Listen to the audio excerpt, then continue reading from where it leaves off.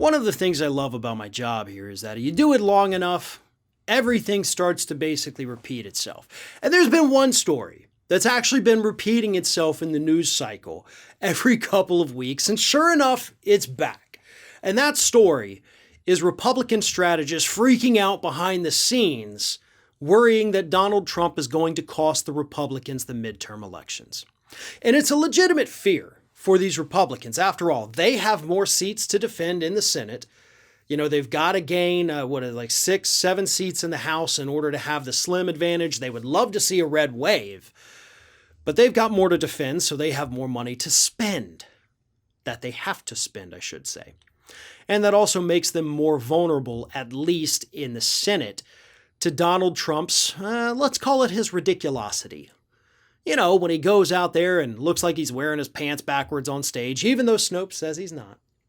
When he says stupid things, when he picks fights with incumbent Republicans who are up for re-election in 2022, like Lisa Murkowski recently went after, that freaks Republicans out. And that is actually one of the things they're freaking out about now. Because if Donald Trump continues to go out there and not just make a fool of himself, that's kind of a small part of it. But if he continues to attack these incumbent Republicans, they might be doomed. Here's the thing. They want him involved. And they've put themselves in this really horrific situation because they want him involved. They want him to energize his base to go out there and vote for these Republicans so they can retake their majorities and then do nothing good for the American public, nothing good for the American public. But they don't want him actually out there doing things. We want your base, but could you just shut the hell up and not say anything for the next, 18 months, maybe 19? Because you're killing us. But here's the thing. Trump's not going to shut up. And we know Republicans are not going to stand up to him and say, listen, we want your support. We want your base. We want your money. We want your name. But we don't want you doing anything. And to be honest, you can't do that to somebody. They've put themselves in this position, though. They deserve all of the horrible things happening to them right now because it's by their own creation. Now, these Republicans, without Trump in the picture, could probably cruise to an easy victory in the midterms. Let's get that completely clear right now. They're doing a good enough job of obstructing the Democratic agenda to where they can go to the public and say, the Democrats have done nothing for you. Look at how useless they are.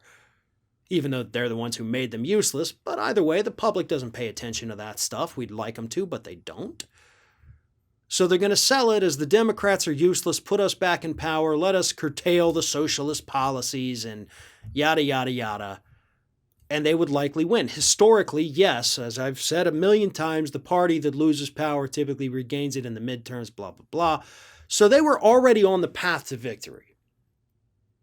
But Trump threatens that path because he keeps attacking their incumbent candidates, making it less likely that that person could win an election. I would love to see that happen because I am a big fan of karma. You know, you get what you got coming to you. And I think it's past time for these Republicans to experience the true karma of creating the Donald Trump monster. Thanks for watching, and if you like what you saw, don't forget to like, comment, share, and most importantly, subscribe to our Ring of Fire channel here.